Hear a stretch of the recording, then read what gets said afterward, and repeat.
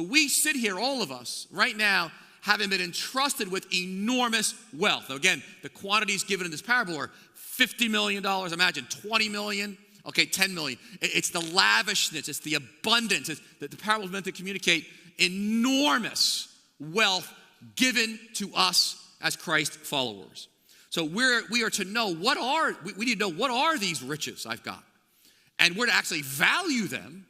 And then we are to actually put them to use to help people. Very simply, know what they are, value them, and then use them to help people. That's the whole little point of the parable. So what happens is the guy with the 50 million, he goes out and he earns another 50 million, 100 million.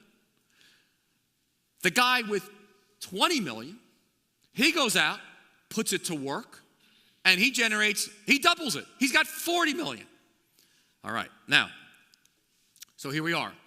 Now, very excited. When they return, Master, you entrusted me with 5 bags of gold. I've gained, 5 more.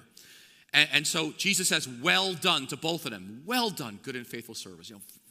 Fantastic.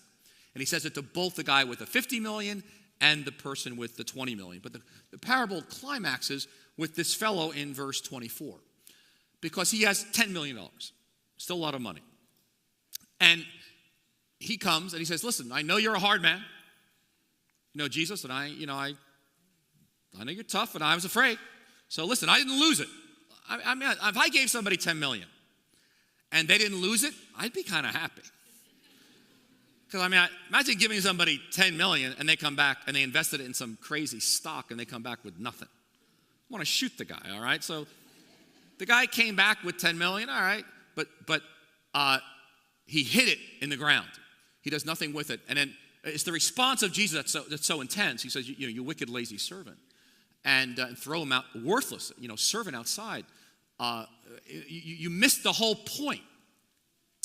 And he plays it safe. Do you understand? Like, he doesn't get worse, right?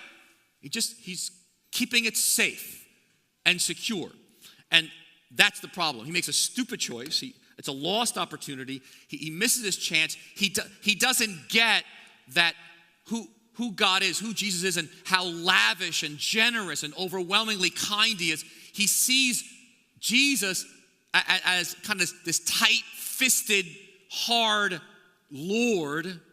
Even though he calls him Lord, Master, considers himself a Christian, his whole image is one of stingy and tight, and so he's playing it safe. And so he doesn't do anything with it. He just buries it in the ground. He keeps going. It reminds me of a Christian who once said to me, at the end of my life, I'm going to say to God, hey, he's a married guy, Lord, I never had an affair. And I thought to myself, that's it? Like, that to him was a successful. Like I said, no, you missed the whole point. I said, just burying it in the ground and not making it worse is not what Jesus is after. And so it's basically, the guy did nothing with what he had been given, the enormous wealth. It's like he's lost because he did nothing. Use it, or lose it.